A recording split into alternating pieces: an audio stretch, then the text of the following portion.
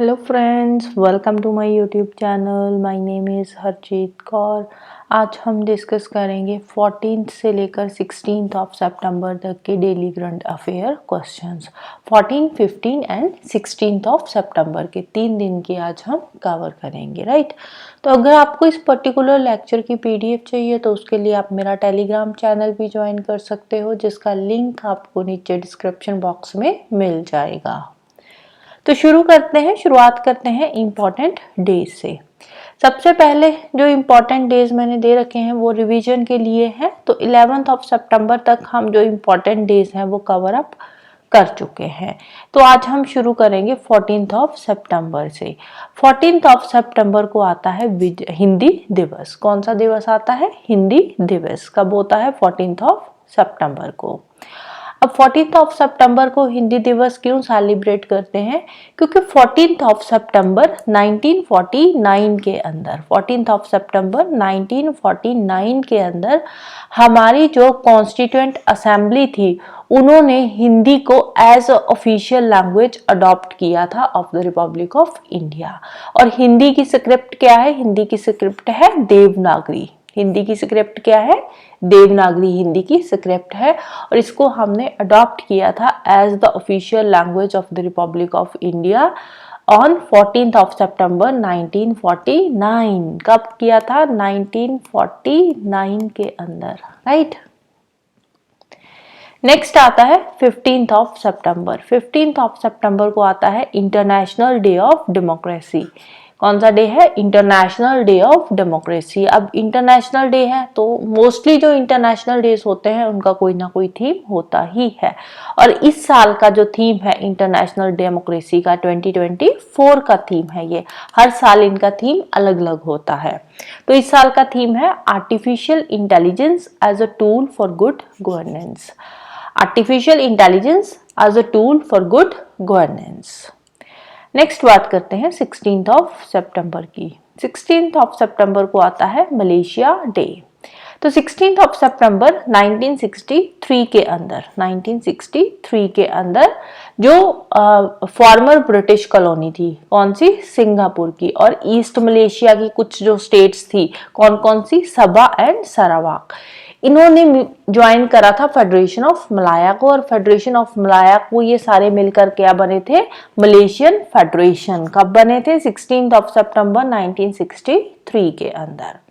और 16 ऑफ सितंबर को एक और इम्पॉर्टेंट डे आता है, that is world ozone day. कौन सा इम्पॉर्टेंट डे है? वर्ल्ड ओजोन डे 16 ऑफ सितंबर को इम्पॉर्टेंट है, अच्छे से याद रखना है। 16 ऑफ सितंबर को वर्ल्ड ओजोन डे आता है। और इस साल का इसका थीम क्या है? इसका थीम है Montreal protocol advancing climate action. Montreal protocol advancing climate action. अब ये 16 ऑफ सितंबर को क्यों सेलिब्रेट करते हैं? क्योंकि 16 ऑफ सितंबर 1987 के अंदर मॉन्ट्रियल प्रोटोकॉल को साइन किया गया था। और 1994 में वर्ल्ड ओजोन डे जो था वो सेलिब्रेट करना हमने शुरू कर दिया था। और इसको एस्टैब्लिश करा था UNGA, United Nations general assembly ने, राइट। तो 87 में मॉन्ट्रियल प्रोटोकॉल साइन हुई थी और 94 से हमने इसको सेलिब्रेट करना शुरू किया था, राइट। नेक्स्ट चलते हैं क्वेश्चंस पे। तो आज का फर्स्ट क्वेश्चन है with reference to teal carbon. वैसे जो टील वर्ड है, टील वर्ड की अगर हम बात करें तो ये ब्लूइश कलर के लिए यूज किया जाता है टील। लेकिन यहाँ पे बात हो रही है टील कार्बन की, यहाँ पे कलर की बात नहीं हो रही, टील कार्बन की बात हो रही है, राइट। तो which of the following statements are true? First क्या है? It is carbon stored in non tidal fresh water wetlands. Teal carbon की अगर हम डेफिनेशन की बात करें तो इसकी डेफिनेशन यही है, teal carbon is the carbon stored in non tidal fresh water wetlands. Teal carbon क्या है? Carbon stored in non tidal fresh water wetlands. तो फर्स्ट वाला ऑप्शन सही है, ट्रू है। It is mainly found in peatlands and fresh water swamps. जो swampy areas है वहां पे टील कार्बन पाई जाती है, बिल्कुल सही स्टेटमेंट है। It is classified based on its property rather than its function. Function के बेसिस पे हम इसको क्लासिफाई नहीं करते, तो थर्ड वाली स्टेटमेंट रॉन्ग है। आंसर आ जाएगा option C, both 1 and 2। 1 and 2 आ जाएगा, बोथ नहीं आना चाहिए था। बोथ तो जब तीनों ऑप्शन आएंगे तब आएगा ना, तो 1 एंड 2 आ जाएगा इसका आंसर। अब रिसेंटली ये न्यूज में था टील कार्बन। न्यूज में क्यों था? क्योंकि जो टील कार्बन की स्टडी हुई है अभी रिसेंटली, जो फर्स्ट स्टडी हुई है टील कार्बन पे, वो कहाँ पे करी गई है? क्योलाडियो नेशनल पार्क में। कहाँ पे? Keoladeo national park. और ये क्योलाडियो नेशनल पार्क कहाँ पे है? ये राजस्थान के भरतपुर डिस्ट्रिक्ट के अंदर है, राइट। तो यहाँ पे क्योलाडियो नेशनल पार्क इंपॉर्टेंट हो जाता है। कहाँ पे है क्योलाडियो नेशनल पार्क? तो ये है राजस्थान के भरतपुर डिस्ट्रिक्ट के अंदर, जहाँ पे टील कार्बन की जो फर्स्ट स्टडी है वो की गई है। इंडिया की जो पहली स्टडी है टील कार्बन पे, वो कहाँ पे हुई है? क्योलाडियो नेशनल पार्क, राजस्थान में, राइट। नेक्स्ट है युद्ध अभ्यास। युद्ध अभ्यास ये क्या है? ये एक ज्वाइंट मिलिट्री एक्सरसाइज है, राइट। ज्वाइंट मिलिट्री एक्सरसाइज है। कौन सी दो कंट्रीज की है? आर्मी की है ज्वाइंट मिलिट्री एक्सरसाइज। ये आर्मी की एक्सरसाइज है। कौन सी दो कंट्री के बीच में हुई है? ये हुई है इंडिया एंड यूएसए के बीच में। युद्ध अभ्यास जो है ये मिलिट्री एक्सरसाइज है। कौन सी दो कंट्रीज की है? यूएसए एंड इंडिया के बीच में ये अभी रिसेंटली हुई है। 9 सितंबर को ये शुरू हुई थी, 22 सितंबर तक चलेगी। 9 को शुरू हुई थी, कब तक चलेगी? 22 सितंबर तक ये चलेगी। कहाँ पे हो रही है? Foreign training node in Mahajan field firing range, Rajasthan के अंदर ये हो रही है। इंपॉर्टेंट है। कहाँ पे हो रही है? राजस्थान में हो रही है।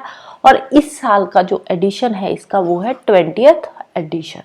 फर्स्ट टाइम कब हुई थी? 2004 के अंदर हुई थी। और ये एक एनुअल एक्सरसाइज है, मतलब हर साल कंडक्ट होती है। नाम क्या था? युद्ध अभ्यास। इंडिया एंड यूएसए की है। नेक्स्ट है, विच of the following two forces recently joins memorandum of understanding with गति शक्ति विश्वविद्यालय वडोदरा। गति शक्ति विश्वविद्यालय वडोदरा के साथ कौन से दो फोर्सेस हैं जिन्होंने मेमोरेंडम ऑफ अंडरस्टैंडिंग साइन किया है? तो कौन सी दो फोर्सेस हैं? Indian army and Indian air force ने मेमोरेंडम ऑफ अंडरस्टैंडिंग साइन करा है। किसके साथ? गति शक्ति विश्वविद्यालय वडोदरा के साथ। Indian army Indian air force के अंदर जो भी रिसर्च वर्क वगैरह होते हैं, सोल्जर्स को ट्रेनिंग से रिलेटेड जो काम होते हैं, वो सारे जो है इसके अंदर डिस्कस किए जाएंगे, right. Next is the 54th GST Council meeting held in New Delhi. The GST rate on cancer drugs reduced from. Cancer drugs पे जीएसटी का रेट जो है वो कम करके कितना कर दिया गया है? तो कम करके ये जो कैंसर ड्रग्स पे जीएसटी रेट है वो कर दिया गया है 5%, राइट। तो कितने परसेंट कर दिया है? इस पे 5% कर दिया है। लेकिन कम कितने परसेंट से किया है? कम किया है 12% से। पहले था 12%, अब कर दिया गया है 5%, राइट। तो जीएसटी काउंसिल की मीटिंग हुई थी, कौन से एडिशन की? 54th एडिशन की मीटिंग हुई थी गुड्स एंड सर्विसेज टैक्स की, राइट। तो इसको चेयर किसने करा था? निर्मला सीतारमण ने, जो हमारे फाइनेंस मिनिस्टर है।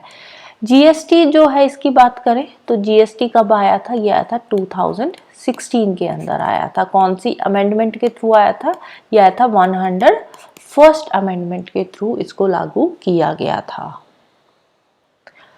अब इसके अलावा जो फंड्स दिए जाएंगे सेंट्रल एंड स्टेट यूनिवर्सिटीज को रिसर्च के लिए, राइट। वो तो हमने कैंसर ड्रग्स पे देखा था ना कि कैंसर ड्रग्स पे जो जीएसटी रेट है वो कम करके 5% कर दिया गया है, 12 से 5% कर दिया। लेकिन जो सेंटर एंड स्टेट यूनिवर्सिटीज है उन पे जो रिसर्च वर्क होता है, उस रिसर्च वर्क के लिए जो फंड्स वगैरह दिए जाते हैं, तो उन पे जो इनकम टैक्स लगाया जाता था वो खत्म कर दिया गया है। उनको इनकम टैक्स से एग्जैम्प्ट कर दिया गया है, हटा दिया गया है। जीएसटी उन पे अब नहीं लगाया जाएगा, राइट। और रिलीजियस ट्रैवल्स जो होते हैं, रिलीजियस मतलब धार्मिक जगह पे जो लोग जाते हैं हेलीकॉप्टर्स के थ्रू, तो उन पे भी जो जीएसटी है वो कम कर दिया गया है। 18% था पहले, कम करके कितना कर दिया है? अब 5% कर दिया है। और कार सीट्स पे जो जीएसटी है वो बढ़ा दिया गया है। पहले 18% था, अब बढ़ा के 28% कर दिया गया है। यहाँ पे 10% सीधा सीधा जीएसटी रेट बढ़ा दिया गया है कार सीट्स पे, राइट। नेक्स्ट है who has launched the countries first Android based cash recycling machine. Android based cash recycling machine ये किसने लॉन्च करी है? तो ये लॉन्च करी है हिटाची पेमेंट सर्विसेज में। इसमें जो डेबिट क्रेडिट का काम है वो किया जाएगा। तो किसने शुरू करा है? हिटाची पेमेंट सर्विसेज ने शुरू किया है एनपीसीआई के साथ मिलकर। राइट, किसके साथ मिलकर? एनपीसीआई के साथ मिलकर, national payment corporation of India के साथ मिलकर। नेक्स्ट है first India gulf corporation council. India gulf corporation council foreign ministers meeting held in. India की इंडिया गल्फ कॉर्पोरेशन काउंसिल क्या, ये कौन सा एडिशन है? फर्स्ट एडिशन है, फर्स्ट टाइम ये हुई है India gulf corporation council foreign ministers meeting. तो कहाँ पे हुई है? ये हुई है सऊदी अरेबिया में। सऊदी अरेबिया में कहाँ पे? रियाद में। सऊदी अरेबिया रियाद में ये हुई है first India gulf corporation council foreign ministers meeting. Right, तो इसमें कौन कौन सी कंट्रीज आती है? इसमें आती है UAE, United Arab Emirates, Bahrain, Saudi Arabia, Oman, Qatar and Kuwait. तो ये कंट्रीज इसके अंदर आती है। और ये जो मीटिंग हुई थी इसमें हमारे एक्सटर्नल अफेयर मिनिस्टर गए थे एस जयशंकर, और वहां से कौन थे जो डायलॉग पार्टनर बने थे जिनके साथ हमारी मीटिंग हुई है? वो थे शेख मोहम्मद बिन अब्दुल्ला रहमान बिन जसीम अल थानी। Right, next who has been named as one of the most influential people in technology and AI by Time magazine। Time magazine में नाम आया है हमारे इंफॉर्मेशन एंड ब्रॉडकास्टिंग मिनिस्टर का। इंफॉर्मेशन एंड ब्रॉडकास्टिंग मिनिस्टर का नाम आया है टाइम्स मैगजीन में। तो इनको माना गया है as a one of the most influential people in technology and AI. तो कौन है हमारे इंफॉर्मेशन एंड ब्रॉडकास्टिंग मिनिस्टर? तो वो है अश्विनी वैष्णव जी। कौन है? अश्विनी वैष्णव। नेक्स्ट है new turmeric cousin named curcuma ungmensis. Curcuma ungmensis ये टर्मरिक की ही एक स्पीसीज है, टर्मरिक कजन माना जाता है इसको। तो ये कहाँ से डिस्कवर करी गई है? तो इसको डिस्कवर किया गया है नागालैंड से। कहाँ से डिस्कवर किया गया है? नागालैंड से। नेक्स्ट है most number of butterfly species found in. सबसे ज्यादा जो बटरफ्लाई स्पीसीज है वो कहाँ पे पाई जाती है? इंडिया में। तो इंडिया में अगर हम साउथ की बात करें तो यहाँ पे ईस्टर्न एंड वेस्टर्न घाट्स आ जाते हैं। यहाँ पे ईस्टर्न घाट्स है और इस साइड आ जाते हैं वेस्टर्न घाट्स। तो ये जो वेस्टर्न घाट्स है ये क्या है? ये एक बायोलॉजिकल हॉटस्पॉट्स है। राइट, तो यहाँ पे जो है बटरफ्लाई स्पीसीज पाई जाती है। और वेस्टर्न घाट्स में भी अगर हम स्टेट्स की बात करें तो इसमें जो मोस्ट नंबर ऑफ बटरफ्लाईज है वो कहाँ पे पाई जाती है? वो पाई जाती है केरला एंड तमिलनाडु में। यहाँ पे केरला और इस साइड तमिलनाडु, केरला तमिलनाडु में सबसे ज्यादा जो बटरफ्लाई स्पीसीज है वो पाई जाती है। नेक्स्ट है अब्दुल मजीद ट्यूबोन। अब्दुल मजीद ट्यूबोंग बिकम्स द प्रेसिडेंट ऑफ। ये जो प्रेसिडेंट बने हैं ये री इलेक्ट होकर आए हैं। री इलेक्ट होकर आए हैं मतलब पहले भी यही प्रेसिडेंट थे, अब दोबारा से फिर से री इलेक्ट होकर ये प्रेसिडेंट बने हैं। कौन सी कंट्री के? अल्जीरिया के। तो ये इनका सेकंड टर्म है। राइट, तो ये इनका अल्जीरिया का सेकंड टर्म है। अल्जीरिया ये है अफ्रीका की कंट्री है, कैपिटल है अल्जायर्स, मेडिटेरेनियन सी के साथ ये है जो है अपना बॉर्डर शेयर करती है Algeria. Right, next is SpaceX aims to launch uncrewed starship to which planet satellite in 2 years। आने वाले 2 सालों में जो SpaceX है इलॉन मस्क की SpaceX ये एक अनक्रूड स्पेसशिप भेजेगी। कौन से प्लैनेट या सैटेलाइट पे भेज रही है? ये अनक्रूड स्टारशिप, मतलब इसमें कोई ह्यूमन नहीं होगा। अनक्रूड का मतलब होता है इसमें कोई भी ह्यूमन नहीं जा रहा है। तो ये भेज रही है मार्स पे। आने वाले 2 सालों में ये मार्स पे भेजेगी अनक्रूड स्टारशिप। और आने वाले 4 सालों के अंदर, राइट, 4 सालों के अंदर ये भेजेगी क्रूड स्टारशिप जिसपे ह्यूमन जो है वो भी जाएंगे। नेक्स्ट है 5 decades in politics is the autobiography of. Autobiography क्या होती है? जो आत्मकथा होती है, अपनी खुद की बायोग्राफी खुद लिखना, उसको बोलते हैं ऑटोबायोग्राफी। तो 5 decades in politics, 5 decades in politics। ये किसकी ऑटोबायोग्राफी है? तो ये ऑटोबायोग्राफी है सुशील कुमार शिंदे की। किसकी ऑटोबायोग्राफी है? सुशील कुमार शिंदे की ये ऑटोबायोग्राफी है। तो इसको किसने लिखा है? जर्नलिस्ट ऑथर रशीद किडवाई ने। Journalist and author Rashid Kidwai ने इसको लिखा है एंड पब्लिश करा है हार्पर कॉलिंस इंडिया ने। किसने? पब्लिशर का नाम भी कई बार पूछ लेते हैं, एक बार देख लेना अच्छे से। हार्पर कॉलिंस इंडिया ने इसको पब्लिश करा है। तो सुशील कुमार शिंदे जी की बात करें तो ये महाराष्ट्र के सीएम रह चुके हैं 2003 से लेकर 2006 के बीच में। आंध्र प्रदेश के गवर्नर रह चुके हैं 4 से 6 के बीच में, और यूनियन होम मिनिस्टर भी रह चुके हैं 12 से 14 में। इसके अलावा ऑल इंडिया कांग्रेस कमेटी के जनरल सेक्रेटरी भी ये रह चुके हैं, right. Next, who has been elected as the chairperson of Parliamentary Committee on Official Language? Parliamentary Committee on Official Language के जो चेयरपर्सन है तो वो कौन इलेक्ट हुए हैं एज अ चेयरपर्सन? तो इसके चेयरपर्सन बने हैं अमित शाह। पहले भी अमित शाह थे, तो ये री इलेक्ट होकर दोबारा से चेयरपर्सन बने हैं parliamentary committee on official language. Official language के पे जो पार्लियामेंट्री कमेटी है उसके चेयरपर्सन ये बने हैं। पहले ये थे 2019 से लेकर 24 तक भी यही थे, तो अब आगे आने वाले 5 सालों के लिए भी यही बन चुके हैं चेयरपर्सन, राइट। नेक्स्ट है who becomes the chairperson of commission for air quality management. Commission for air quality management CAQM, जो एयर क्वालिटी को मेजर किया जाता है तो उसमें जो कमीशन है तो उसके जो चेयरपर्सन है वो कौन बने हैं?